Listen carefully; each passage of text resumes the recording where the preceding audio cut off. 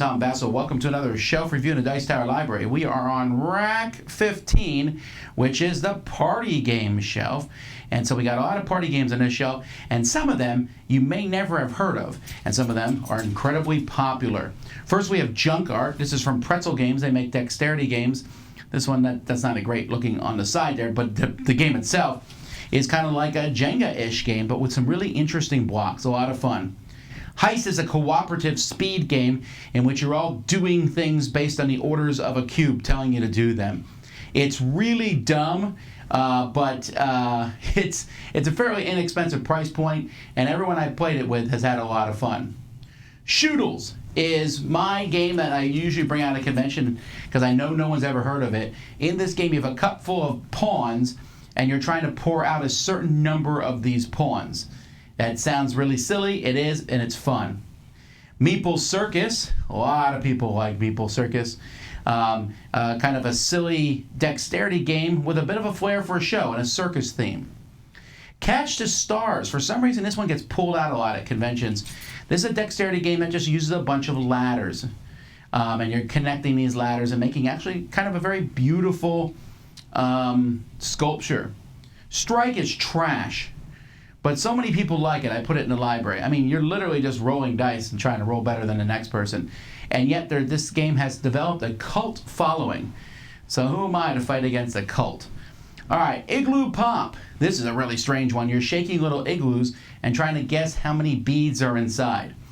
It sounds ridiculous. It is ridiculous. It's a party game. Doodle Dash. We played this one, I think, live here on the Dice Tower. A silly little drawing game where you want to draw as quickly as you possibly can, probably to your detriment. Funemployed, a game about jobs and hiring the right person. Medium is a game in which you and someone else are trying to give the same word. So we have banana and King Kong, and we need to both come up with a word that has halfway in between them. Those might be more similar than you might think. All right, anyway, Time's Up, Title Recall, the best version of Time's Up, I think, although I really like regular Time's Up too, which it happens to be on another shelf in this library. And then Faces, that's my custom Faces game. We just play it straight up like apples, apples. Silly, silly, fun. Then next to that is Fake This. This is one of the newer entries to the library. Fake This is a game in which everybody is telling the truth except one person. You have to figure out who that, I'm sorry, everyone's lying except one person, and you have to figure out who the truth teller is. Blank Slate, we've played this several times on the Dice Tower. A fun game, a really good participation game for everyone involved. Mystic Paths did not get a bunch of love because the game does not look good at all. But if you like So Clover, this one has some similarities to it as you're trying to work together through clues that someone gives what words they're thinking of. Whozit, another cooperative game where people are trying to guess who somebody is.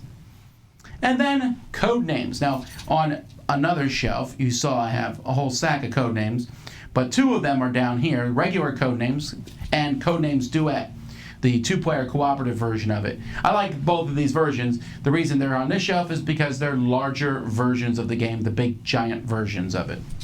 So on this particular shelf, my favorite game here is Time's Up. That was pretty easy. I can tell you my least favorite game is Strike. But what's your favorite? Let me know in the comments. Until next time, I'm Tom Vasel, and you've been taking a look at another shelf in the Dice Tower Library.